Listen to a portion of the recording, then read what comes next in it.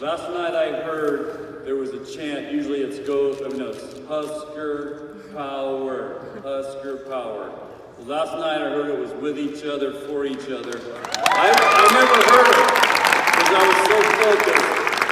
So they're going to help me do it right now. So from here over, we'll be with each other. You guys are for each other. Okay, can we just do a couple just so I can hear it because it's music? Okay, how do I do it now? With each other, for each other, with each other, for each other, with each other, for each other, with each other, for each other. Thank you.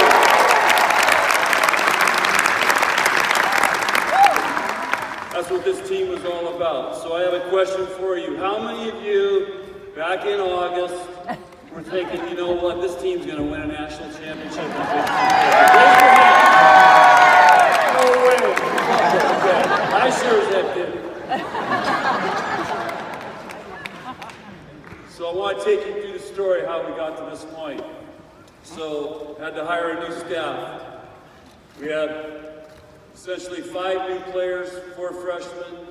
How many, Allie, how was 6, 7, how many is I can't keep track of it anymore. But basically half our team's new, but we turned a really strong core of great players and great leaders. And so we challenged them this summer. We had a saying called MOAS. It had to be the mother of all summers. And we had to do more work this past summer to get ready for this season. And so that's how we labeled it, and they certainly did a great job and embraced it. And on August 8th, right underneath where you guys are sitting in our ready room, it was our first day of practice, and the team said, hey, coaches, we want you to meet in the ready room, and we have something to show you. And next thing I know, the music's blasting, and they come walking out of their locker room, and they do a skit, a PowerPoint presentation, and they basically explain what this year's team is going to be about. And that's where with each other, for each other came out. Why not us? They had t-shirts with designs, pyramids. I mean, they did an incredible amount of work. And it was one of the greatest moments for a coach to see this team come up with such a creative and powerful statement and message of what they wanted to be about. And that's what really set the tone for it. I was actually really in the tank because a couple days before that I found out Kelly Hunter was out.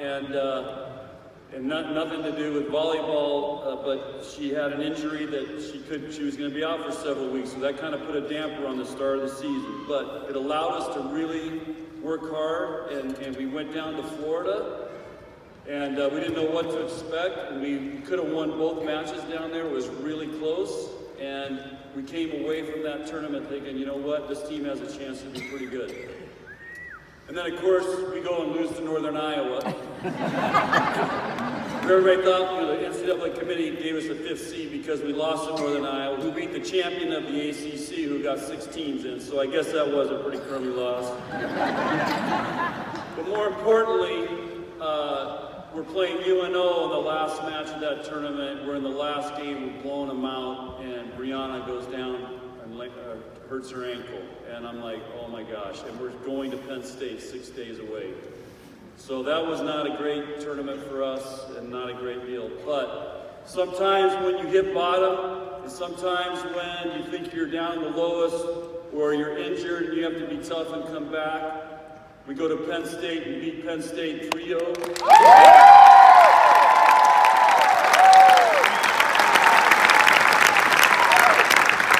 For the 6th straight time.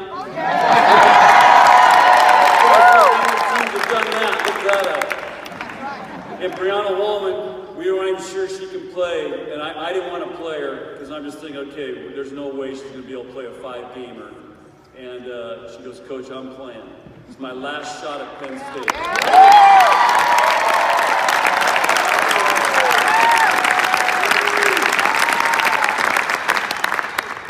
And I think she had like 14 kills, 17 attempts, hit like 700, was the player of the week, and played out of her mind.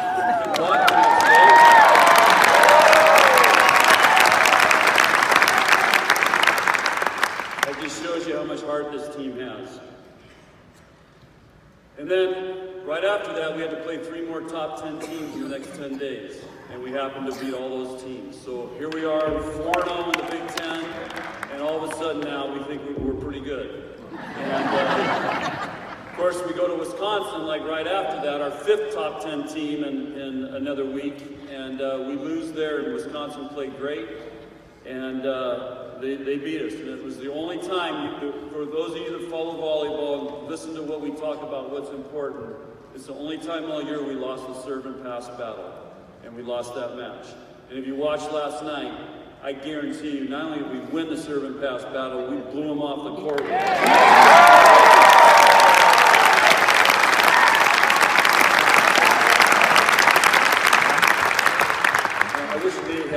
All stats, but since that Wisconsin loss, which I think was October 17th, we've lost 6 sets since then.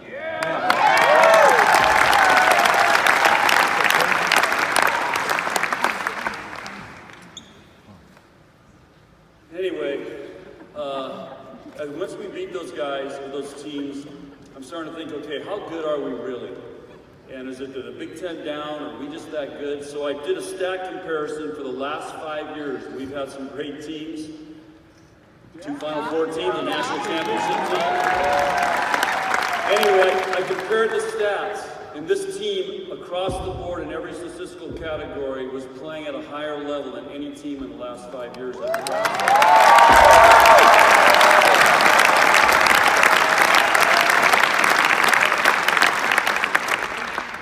Then, of course, we hire a new athletic director, and of course, he says, hey, volleyball is going to be the poster child for everybody. I'm thinking, great, that's just what they need, a lot of pressure. But you know what? That's what brings out the best in people when you have expectations. And so we embraced that as a team, because I was worried that that might put more pressure on us. We embraced that as a team that, hey, we're gonna let this bring out the best in us. And we went on to win our back-to-back Big Ten title, and I told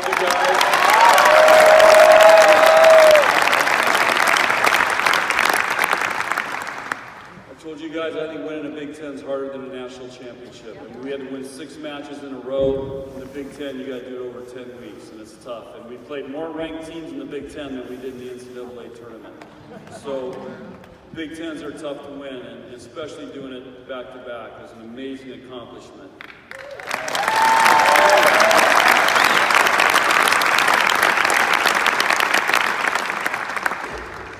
So if you saw the press conference for the NCAA tournament, the players and myself brought our dogs. One, because we have a lot of people in dog therapy. Our team loves dogs, with the exception of Ani. She's warming up. But we also had this underdog mentality, because I don't think anybody was thinking we were going to win it. And of course, we get a 5th seed, because of that loss to Northern Iowa, supposedly. And so, hey, we're fine being the underdogs. And that's what was the symbolism behind that.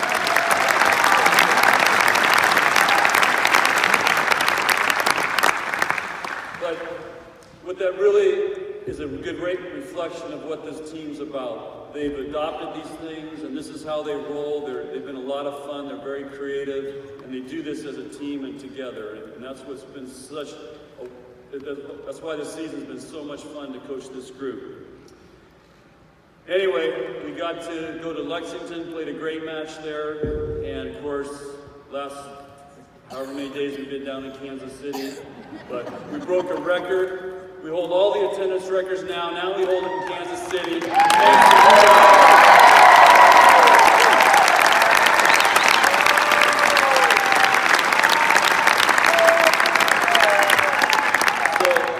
I'm sitting down with Bill tomorrow to negotiate a percentage from the NCAA.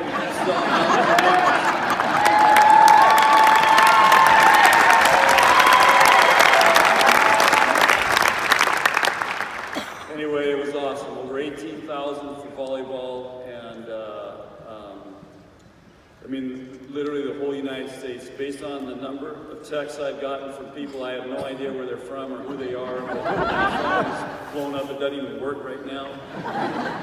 but a lot of people have watched this, and they had a lot of joy in watching this team.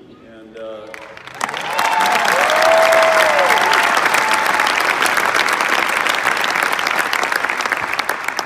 want to tell you a couple other little things to share with you. First of all, another really cool thing happened. Not only won we back-to-back Big Ten titles, but Sidney Townsend won back-to-back Elite 90.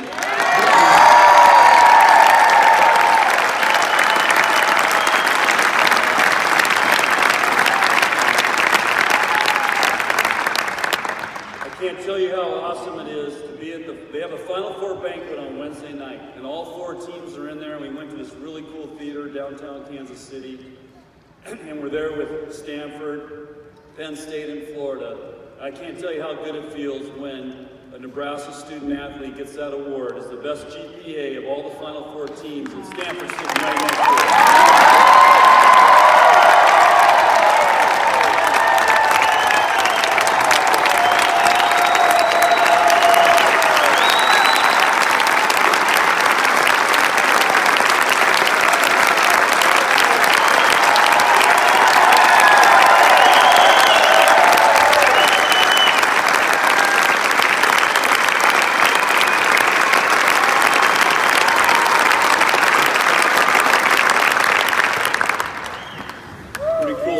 Class graduate, Lincoln hometown. It's awesome.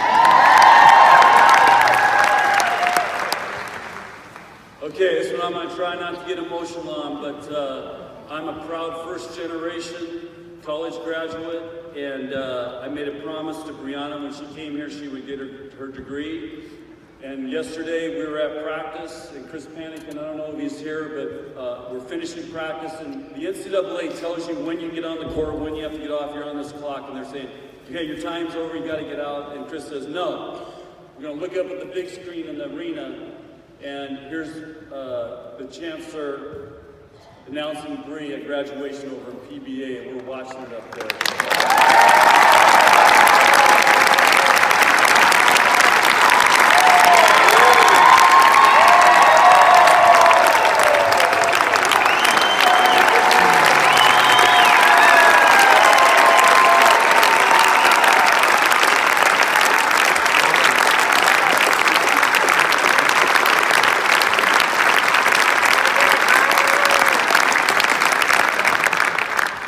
And Bree is also a first-gen graduate. So,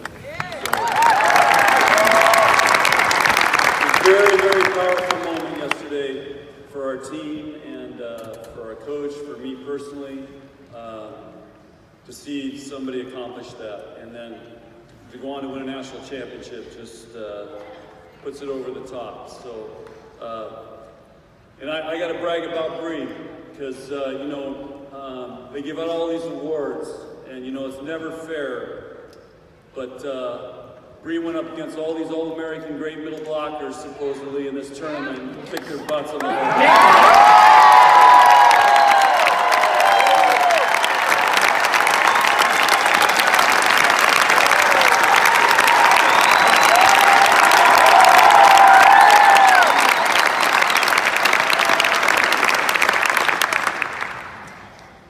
I also want to compliment our freshman class this year because, as we said every day, I would tell them, and I gave them lectures everywhere we went, regionals, Final Four, like, you guys float the boat here. Okay, if you come in and you're checked out because you think high school volleyball ends in, you know, November and that's when volleyball season's over, guys, we're still playing till Christmas. And they did an amazing job. They were a huge part of this team and the success, how they came into practice and what they brought to this team emotionally, and as great teammates.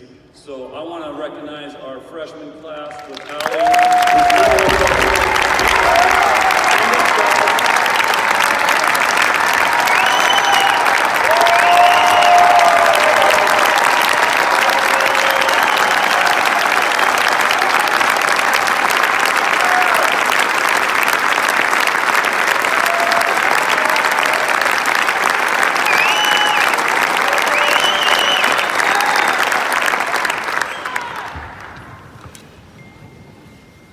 And then I want to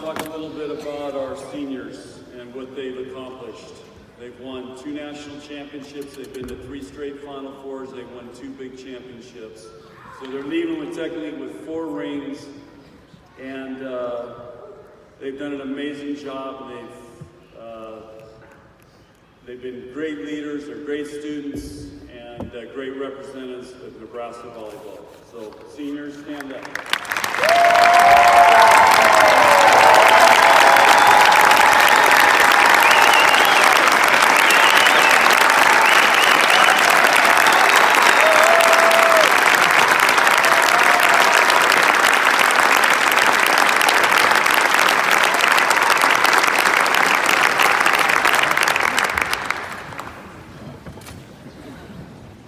Yeah, I get to embarrass Kelly one more time. She embarrasses me all the time. And some of you saw this on the thing, but this is a friendship bracelet she gave me in 10th grade when she committed. So,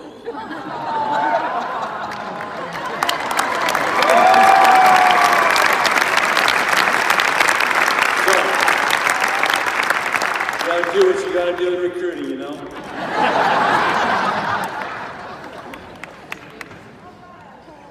Anyway, I want to thank you guys for being here. You make this really special. I told Tyler, get ready for this. I think he has no idea to expect something like this. And, you know, Nebraska needs this. We needed this. Merry Christmas.